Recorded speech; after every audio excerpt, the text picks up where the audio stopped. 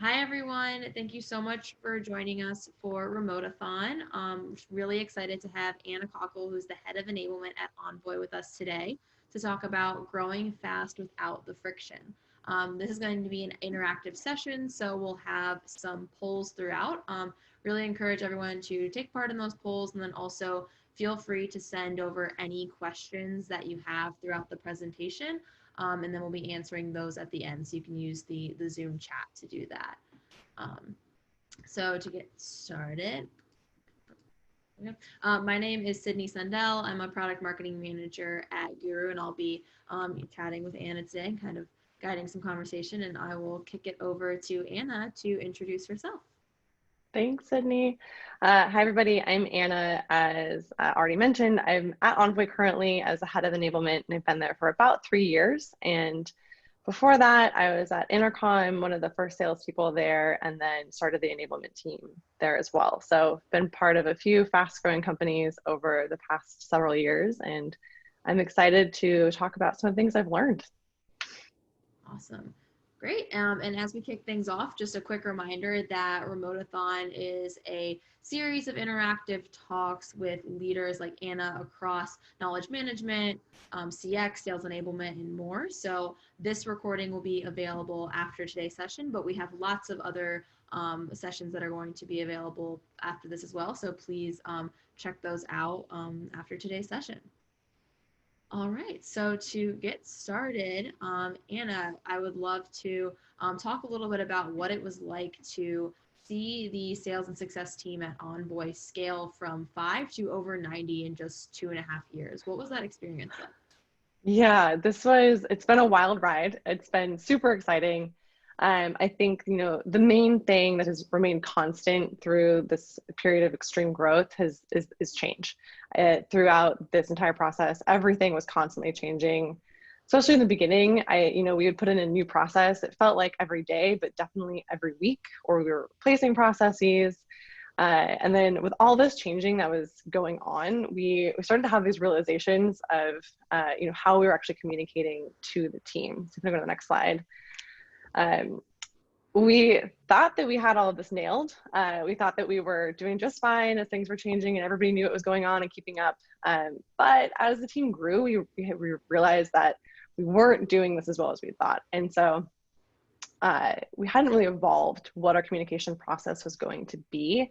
And we got to a point where we were on the verge of people not really knowing what was going on. And there was 5 versions of the same story going. You just never knew like who knew what and where to find the right information. So the challenge of all of this is as the team grew, the burden was being placed on a few people, especially the people that were there the longest and that just had like a natural understanding of the product because they'd been there and seen it grow, seen the changes happen. And new people were constantly tapping those folks with questions.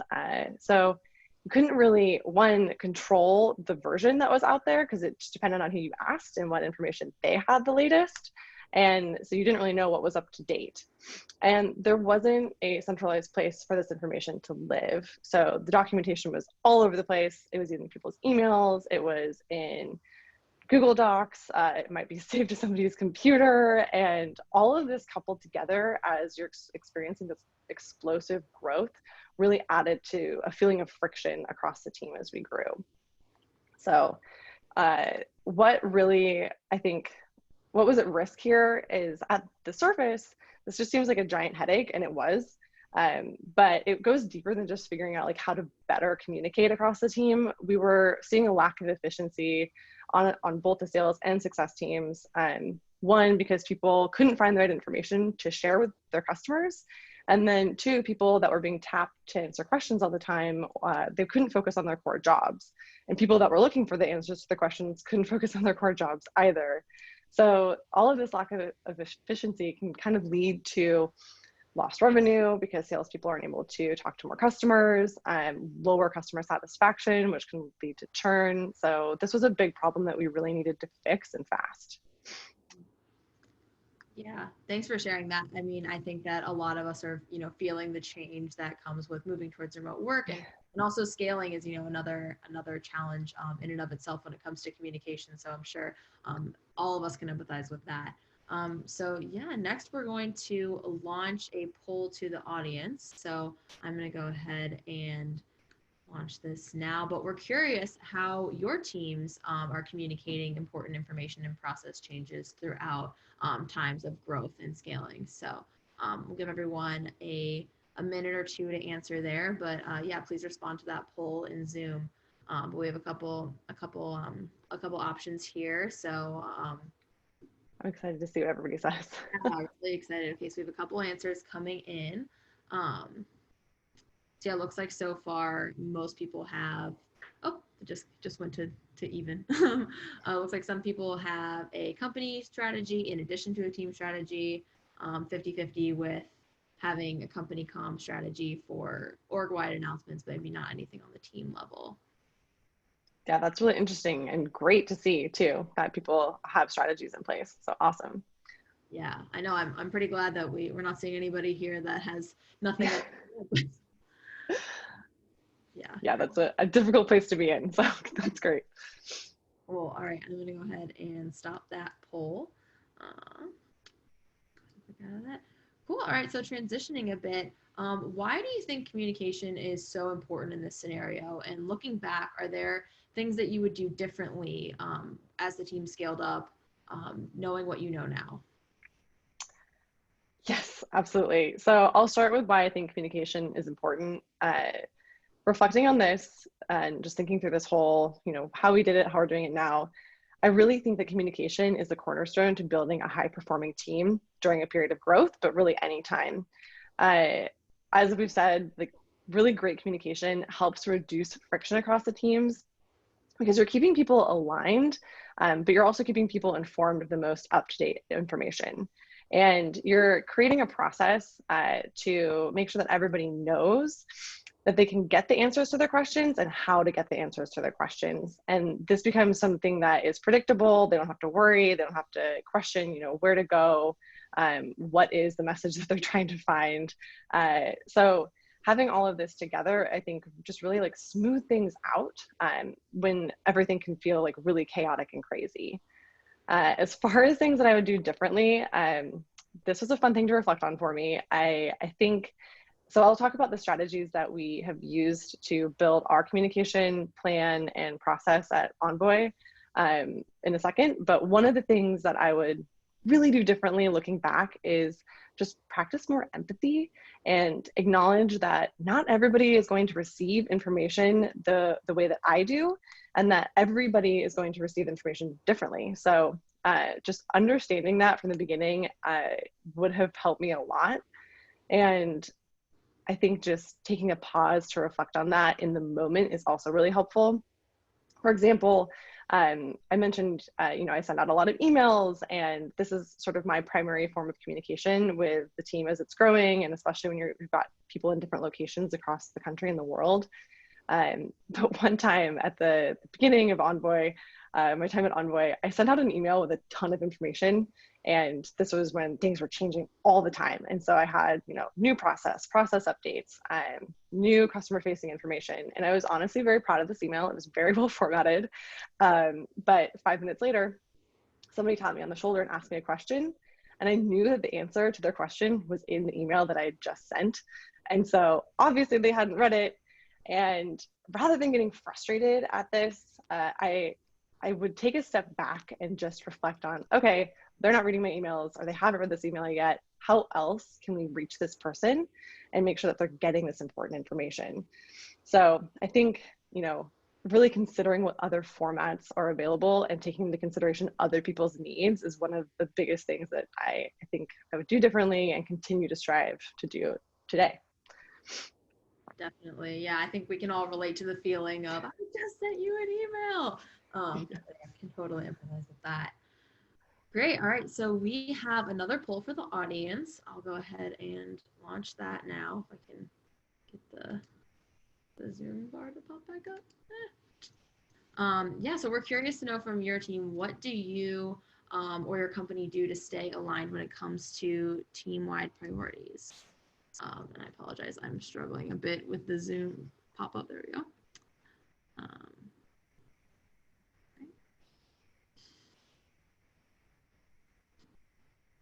All right, you should be able to see that now. Yes, we're curious to hear from your team. If you have a strategy, if you have a team that's dedicated to handling just process alignment, um, just do teams meet weekly?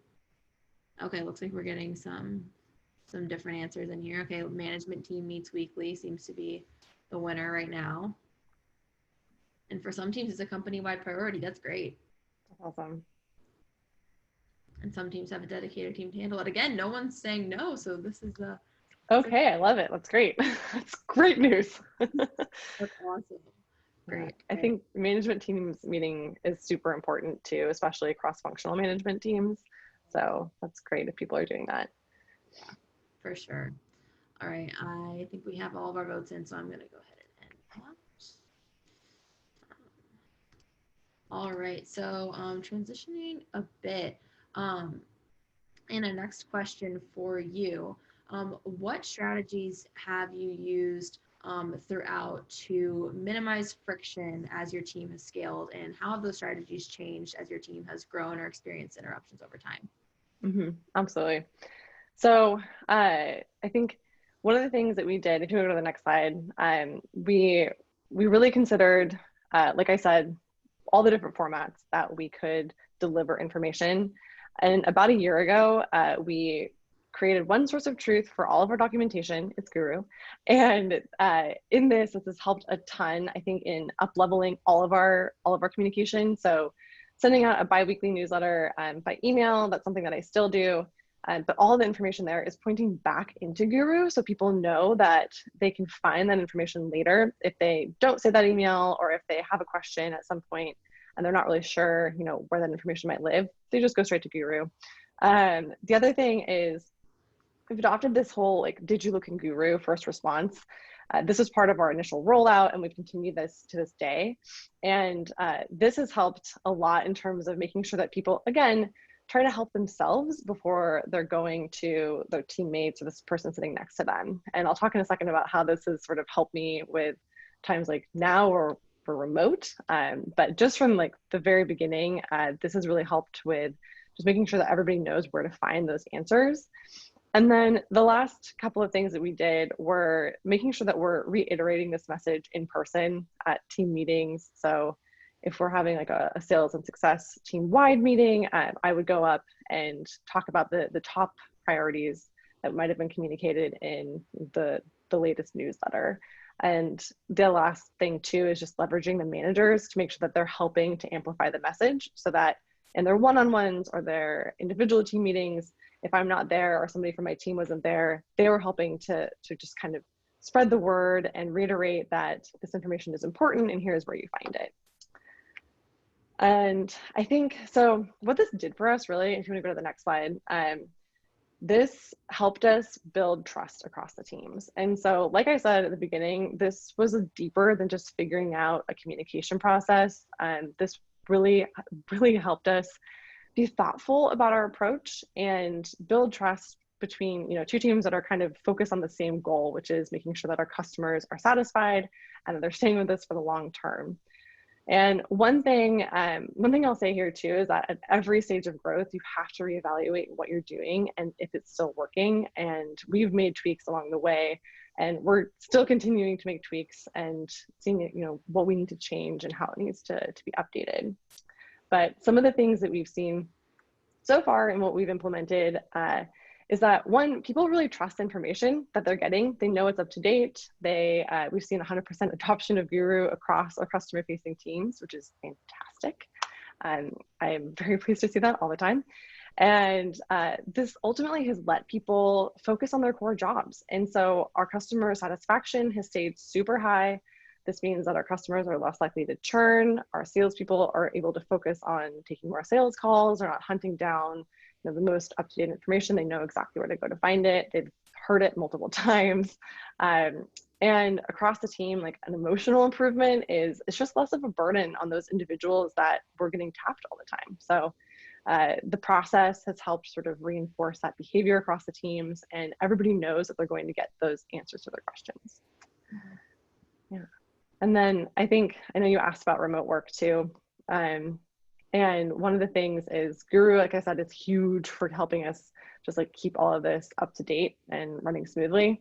Um, I have been posting more in Slack. So just trying to like use more of my tech resources and not just relying on like that one email channel, which I know can be super hard for some people, or vice versa. Like kind of sometimes people are used to posting in Slack and we're not taking advantage of email. So really trying to vary my communication a little bit.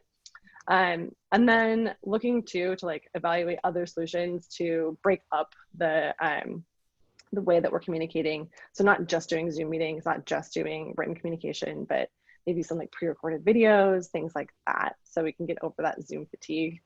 Um, and like I said too, like this is a really great place for me personally to reevaluate what we're doing now and what's working and not working, sort of a natural reflection point. So there's definitely a lot of changes that I think we can make to make this even more smooth. Mm-hmm. Yeah, I think again we can definitely all relate to that. Zoom fatigue, Slack fatigue, and thinking of creative ways to communicate there definitely feels top of mind for everyone. So that makes a lot of sense. All right, so we are transitioning into our final poll. We're curious to hear from the audience today. How has working remotely changed your team's communication strategy and needs? I'm sure everyone's experienced some form of fatigue or even just process change. Like Anna mentioned, really big time for reflection and just an opportunity to take a look at how processes work and if they can be improved to support the new remote world. So, really curious to hear from everyone. You should be able to vote in this poll here. We have a couple answers. Um, it's like some people think that some can be improved. Yeah, yeah, that one's coming across pretty consistently. Yeah. Wow, everybody. Okay, but some Okay, great. That's yeah, love it. yeah. Always love room for improvement. Yep, and yeah, it looks like some people thought that maybe they knew what they were doing, but the shift to remote work has exposed major gaps. I think that makes a lot of sense. Expecting to see that a lot, especially as we're at what the 3 month mark of this, and Mhm. even kind of reflect on like the early remote days. Yep. Yeah, exactly. That's definitely where I'm at. It's like, okay, we've been doing this. How can we change it up? What are some new ways that we can get people engaged and make sure people are continuing to absorb the information thrown at them? It's Right. hard. Yeah. Once the novelty of the looms wear off, it's a Yeah, exactly. Um, cool. All right. Well, last question for you before we jump into audience questions. Just any final tips for the audience if they are experiencing similar types of growth or transitions to different types of work? Yeah, absolutely. I think, the things that I'll leave you with are these sort of 5 lessons that I think I've learned and continue to learn along the way. Number one is just don't make assumptions. This goes back to don't assume that everybody is going to read your emails or is going to absorb information in the same way. And this goes into number two, use multiple channels. So if you're sending lots of emails, maybe take a step back and record yourself on a video, send that out, do a knowledge alert in Guru, uh, so get everybody on a Zoom if that hasn't been done in a while. So make sure that you're really leveraging all of those channels, and eventually we'll be able to meet in person again, which is a great communication tool in my mind. Um, Saying things more than once is also really important. And I didn't talk about this before, but repeating yourself is okay. And especially considering that everybody's going to be getting information either at different times or at in different ways. So making sure that you're repeating the message will communicate the importance of the message and really show the team, this is what you need to know, and kind of drill it into people's brains. So don't be shy about repeating yourself.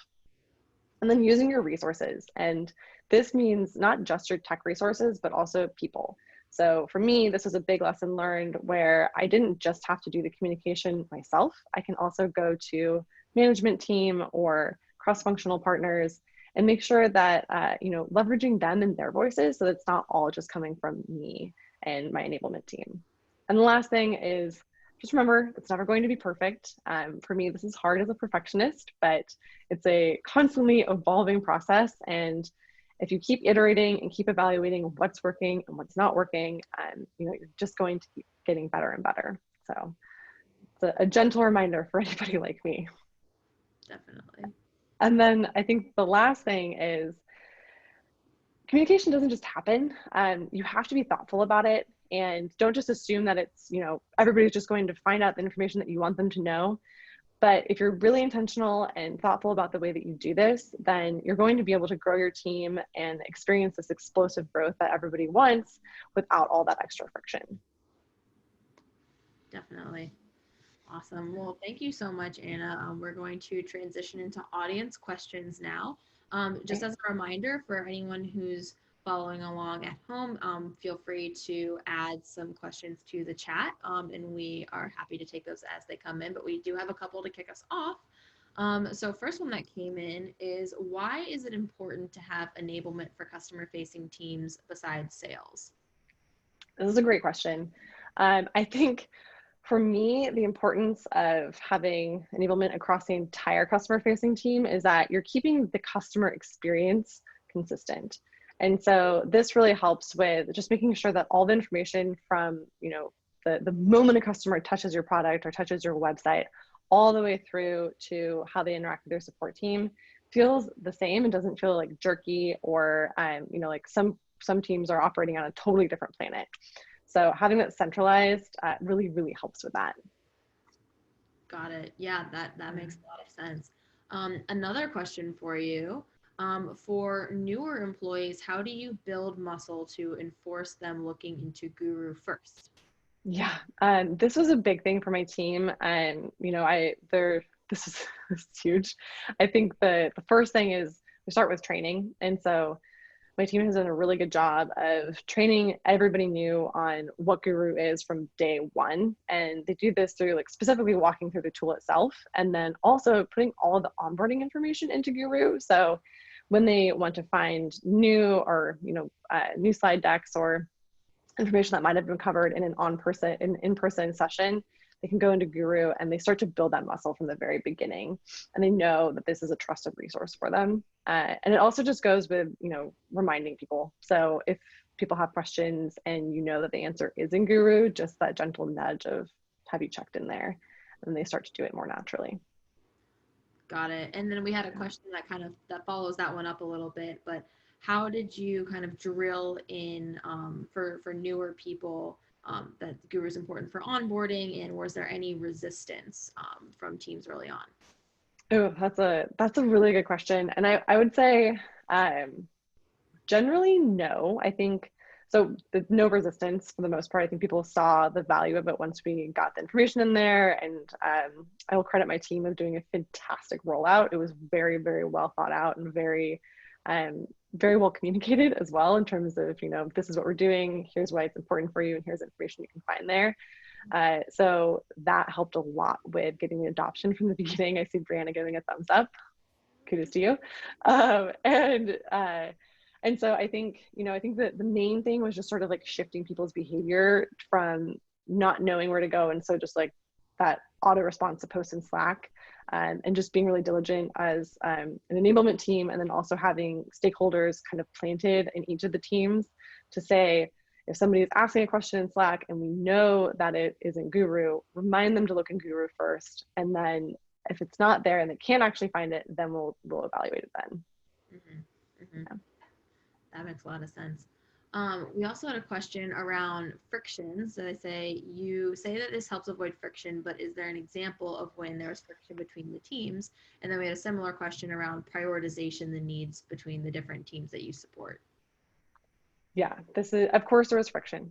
I will start off with that. I think, in any growing team or any team where you're trying to achieve really aggressive goals, especially at a startup, there's going to be friction, and that's natural. And to just expect that is the number one thing I would say. But I think one area where we saw some friction was around like handoffs. So between the sales team and the success team in particular, where there wasn't a really like clearly consistent or well communicated process on how to do this. So this is something that we really needed to take a hard look at and figure out how are we actually telling people to hand off a new customer to our success team? Is this consistent across all the salespeople and all the success people? And how can we take like the best of the best and make it into a process? I think this is an area where communication was definitely helpful once we figured out the process, but uh, we really needed to see like what was broken first before we could fix it. And then in terms of prioritizing, this is my favorite. We're always trying to prioritize with limited resources. I think that's kind of the name of the game around startups. And when you're looking at like sales and customer success in particular, and the priorities that are like related, but oftentimes a little bit competitive, it can be really hard to tell, one team, we're not going to build this for you, or, we can't have a training on this, but then look to the other team and say like, yes, we can do that. It can feel a little bit uncomfortable at times. And so what I've always tried to do is just tie it back to the team or the company OKRs. And this is another reason why I think having the customer facing teams connected and sitting under one leader and then supported by one enablement team is really important, because we do have those higher level OKRs and higher level goals that we can point to that really help us be ruthless about prioritizing. And then it can help us like communicate that in a way that is understandable and doesn't feel like you're playing favorites. Right. Yeah. I mean, hard to argue with OKRs, right? And yeah, exactly. goals map up to them. Great. All right. So we have two more questions that we can answer. But if anyone has any additional ones, feel free to add those to the chat. So one is, how has your previous experience being in a sales role impacted your view on sales enablement specifically? Yeah. I think for me, it has forced me to realize from day one of moving into enablement that my number one priority as an enablement person isn't necessarily going to be the number one priority of the sales team, and vice versa on the success team as well. For sales, it's closing deals, it's beating their quota, it's making sure that, they're continuing to call and email, and it's just this, never ending to-do list of customer facing activities. And for me as an enablement person, I'm trying to support them in doing that better. And so recognizing that like my priorities of educating them and providing trainings and providing more resources might be taking away from, in their eyes, of their actual like day-to-day sales activities. And so it helps me really have that empathy towards them and know, okay, like how can we make sure that we're providing the information that you need and providing those trainings and up-leveling your careers in a way that also feels like you're able to achieve your number one priority of beating quota. Mm-hmm. Yeah, that makes a lot of sense. And then last question, which feels like a good one to end on, is, do you have an enablement North Star or charter? Yeah, okay. This is something I think about all the time. And I think the thing that has guided me through enablement and what I have tried to sort of instill with my team is our North Star is encouraging a love of learning and curiosity on customer facing teams so that they can advance their careers. And this comes across in how we've designed onboarding, how we think about ongoing trainings, and really just everything. So it really comes down to instilling that sense across the teams. And it's really why I enjoy what I do too. That's great. I love the idea of, learning, being connected to their own career advancement and stuff. So that's a great one. Love that. And we just got one more in the last couple of seconds here. Let me go back to the Q&A slide. Do you have any specific examples of a process that has changed with your growth? And how do you think that it might change over time? Specific examples of process that's changed with my growth. Let's see here. I think, well, I'll go back to the handoff example. Actually, that's a good one to kind of anchor on. So at the beginning, when we were a much smaller team, the handoff process was pretty simple. We only had a couple of customer success people, one, and like 10 salespeople. So it's pretty easy. You just sort of introduced the one success person over email, or you just kind of, you knew that they were going to get the information about the customer over Slack or in Salesforce, and that was it. And so that is something that has totally evolved over time, to the point where we've probably iterated on this like 5 times in the past year even, and it's by no means perfect at this point.